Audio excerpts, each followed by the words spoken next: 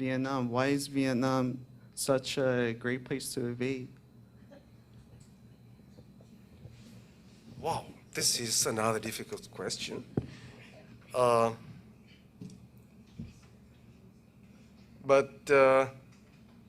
well, I believe uh, we are in a position, geographic position, and also because of that geographic position, we are endowed, or we are endowed with good things, and we are victimized to bad things. Anyway,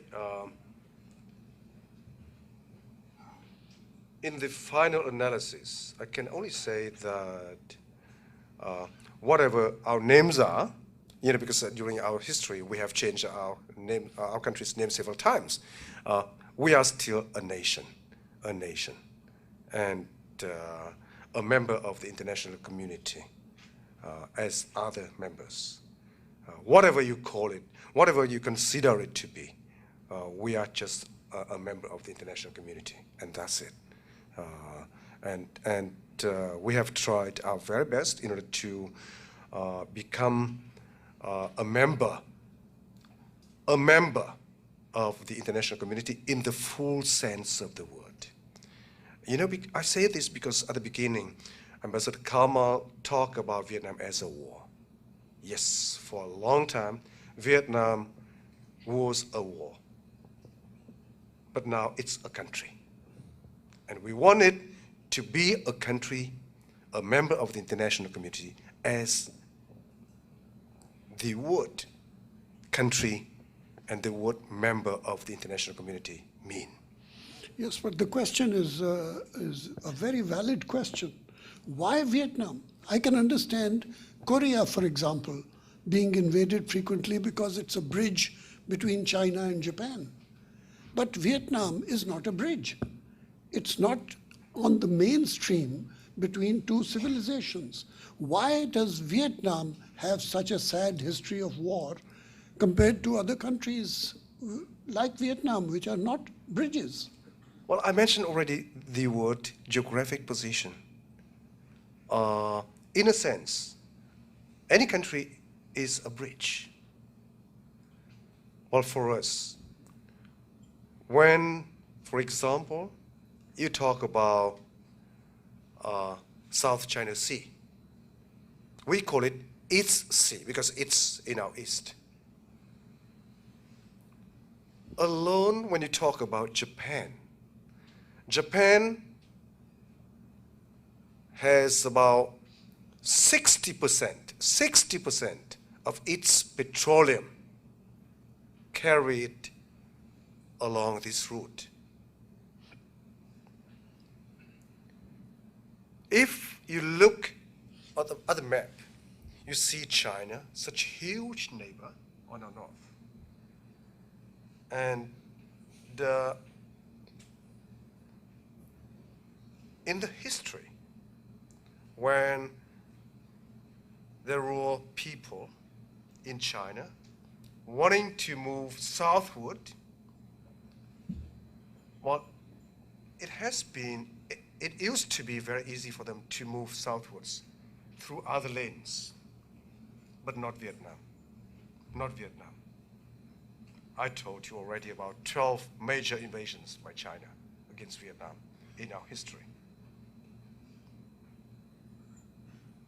That was one of the reasons that why Vietnam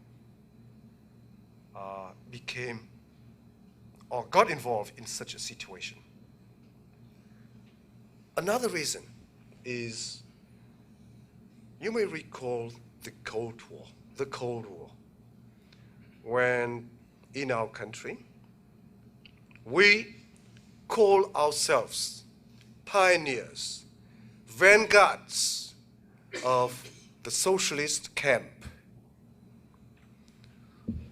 While on the other side, it was called the vanguards of the free world.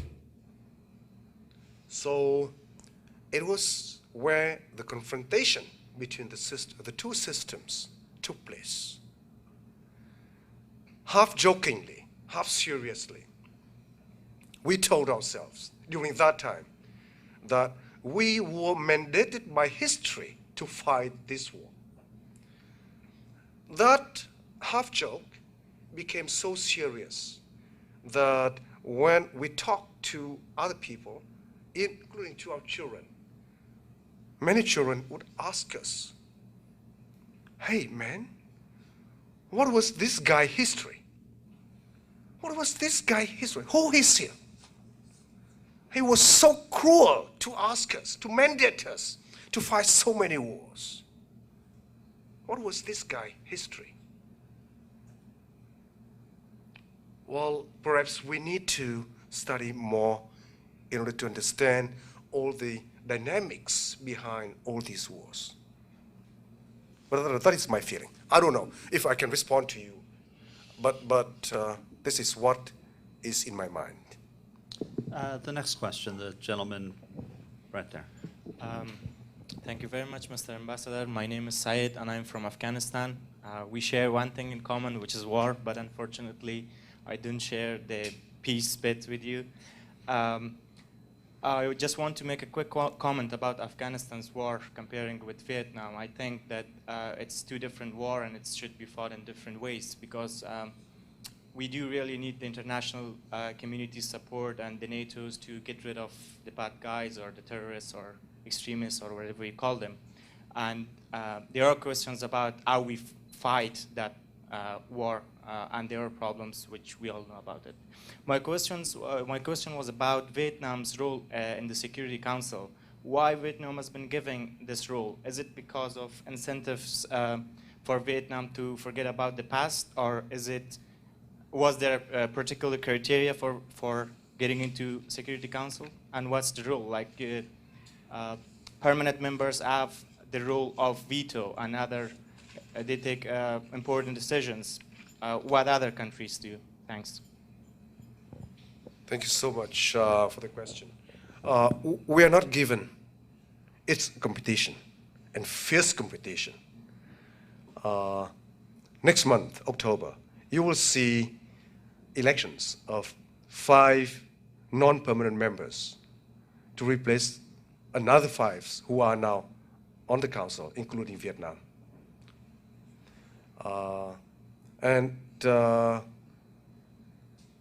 We spent about 10 years preparing for, working for this position in the Council. We became a member of the United Nations in 1977.